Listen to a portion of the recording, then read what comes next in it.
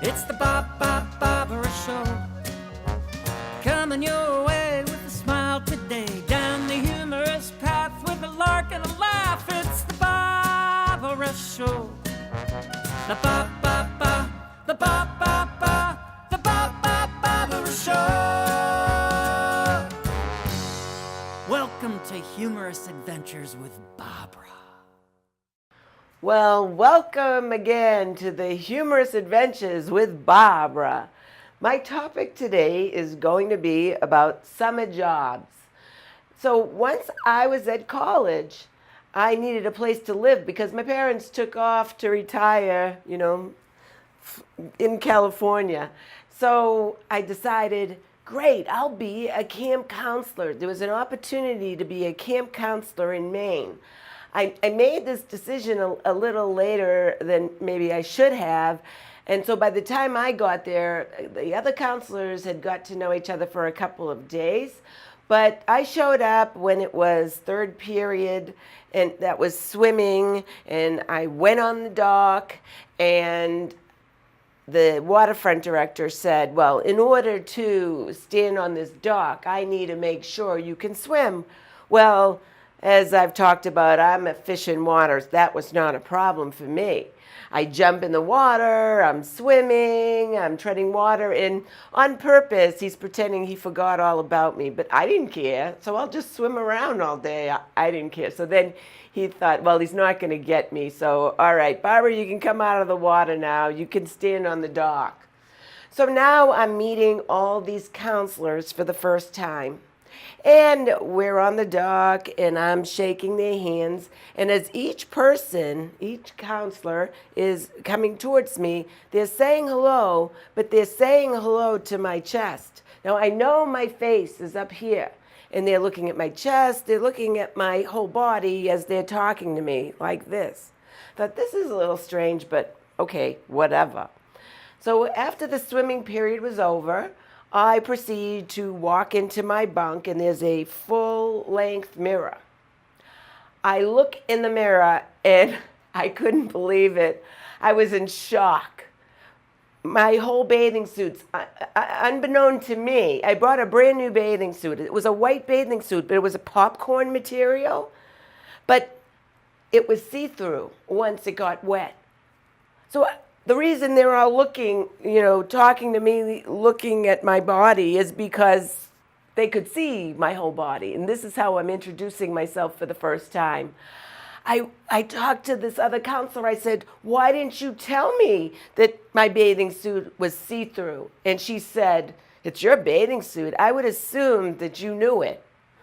Well, for the rest of the summer, I'm in Maine in the woods, and I had one day off. That was my bathing suit. So the whole summer, I had to wear one of my father's extra large tailored shirts anywhere I was near the water, because I wasn't going to be exposing myself again. Once was enough. So I thought, too, being a camp counselor, I could be a kid again, and I could learn how to do archery the right way. Well, as it turns out, they said, you can swim, you're the boating instructor. So I knew I wasn't necessarily going to learn a lot of things. And what I had, who I was in charge of, is 5 8-year-olds. And we're in a rowboat, and they constantly wanted to tip the rowboat over. And I can swim, but I don't know how well they can all swim. And if they fall out of the boat, and I'm responsible for them, so I had to think of something to get their mind off of trying to tip the boat over. So we would sing. We would sing constantly all these songs. Now, I remember myself as a camper, it was a lot of fun. And even though we were in bunks, these little wooden bunks, and you might think that's roughing it, we would do these overnights, and we would get a tent and sleep on the ground. So one night we were doing an overnight, sleeping on the ground next to a boys' camp, because the next night was going to be this big social where, we're going to dance with boys. And during the night, a mosquito bit me. So when I woke up, I was horrified. Here I'm going to be at the boys' camp for the first time at the social. A mosquito bit me. My eye had swollen up. I looked like I don't know what. I mean, you can relate. I'm sure you've seen a mosquito bite like this, or maybe not. I happen to be lucky. Anyway, I go to the social. All the girls are sitting on a chair on one side. All the little boys are sitting on a chair on the other side. And you wait to get picked. Finally, a boy came over to me, even with this big bulge on my eye, and he asked me to dance. We were both very nervous, and it was the song Hey Jude. And it just seemed to go on forever, and we were both, kind of nervous and sweaty. Well, the other thing that went on at this camp that I was a counselor at, that waterfront director that was trying to get me before, not paying attention to me while I was treading water all that time. As I mentioned, we all had one day off. And on his day off, because he wasn't well liked by any of the other counselors, came up with this idea that, there were these big wooden benches and you couldn't lift one by yourself. So all the counselors helped to barricade his door. He was the waterfront director, so he got his own dorm room there. And after I helped all the counselors do that, I just kind of felt funny, and everybody went to sleep, and I thought, I don't feel right about this. So I decided that I was going to wait for him to come back from his day off. And I was sitting kind of in the dark, and I could see him coming, and the light kind of hit his face. And I could see that he saw all the benches barricading the door, and he was really hurt, and as I would be. So I came out of the shadows, and I said, listen, I'm sorry. I actually joined them, but I'm going to help you, and let's take them down together. And then it just happened, it dawned on me that I'm never going to follow the pack. Peer group pressure, that's not for me. And sometimes you just have to stand up, for yourself. And, the older I get, the I learn that lesson more and more. And in the end, he became, because we bonded, he became my boyfriend. And, we dated for quite a while. Now, another summer job the next year, because I needed another place to live. I didn't think I wanted to be a camp counselor again. So while at college, there were 8 guys and 8 girls, and we decided we're going to go down Cape Cod, which is a vacation spot during the summertime in Massachusetts. We're going to rent a house. And 8 guys on one side, 8 girls on the other side. We knew at this time, because we didn't graduate college yet, that we were only qualified to pump gas or be a waitress. Well, I knew I wasn't pumping gas. So there was a rock and roll club called Rascals. The clientele that came into Rascals had cut off jeans, real slobs. But, it's summertime, you're at the beach, you're on vacation. Why would you dress up? However, Rascals that year decided that all the waitresses were going to dress up like 1920s flapper girls with a red dress, the white beads, the black high heels, and the guys had to wear tuxedos. So I thought this is going to be fun, and I get the dress and everything. But during the interview, the boss said, "Well, have you been a waitress before?" I said, "Sure." I was only Dunkin' Donuts. I don't really consider that a cocktail waitress. Then he said, "Okay, if you've waitressed before and you've done this before, just remember, don't put your tray on the table. You have to know all the mixes that go in all these drinks. You have to add the money in your head. Can you do this?" Sure. Never did it in my life, but hey. So this was my routine.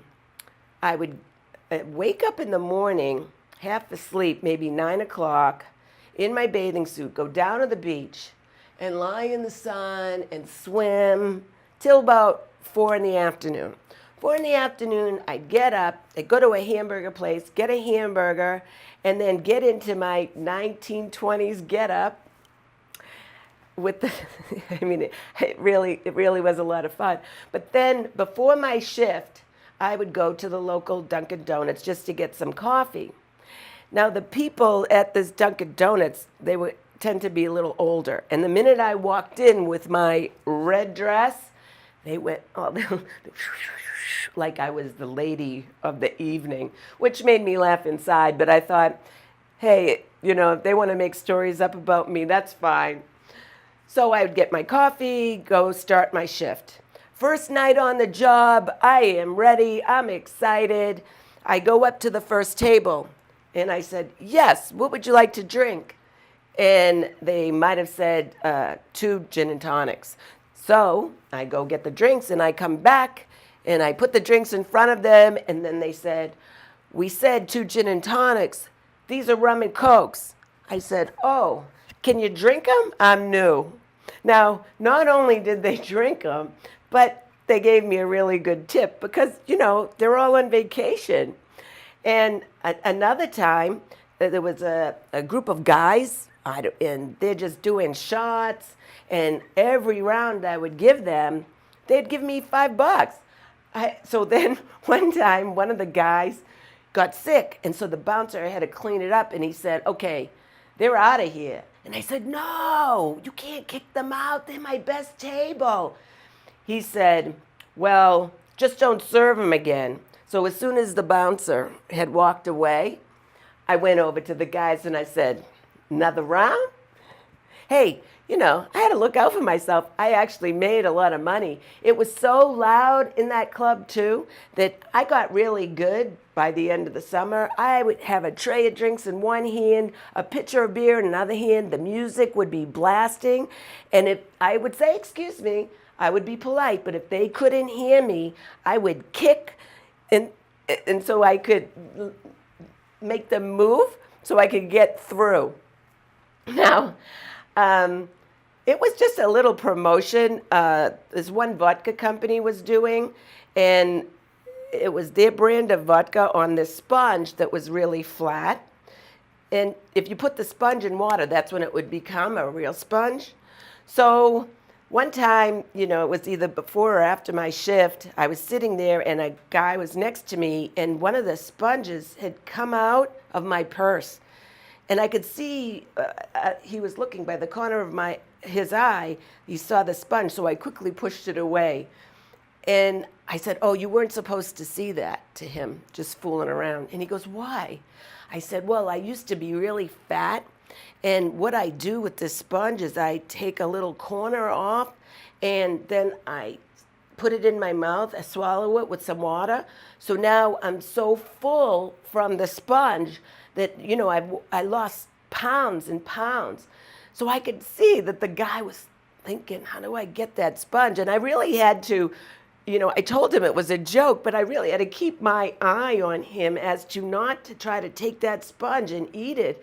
And maybe he would hurt himself or something. Anyway, I just want to let you know how much I appreciate you joining me in the Humorous Adventures with Barbara. Thank you.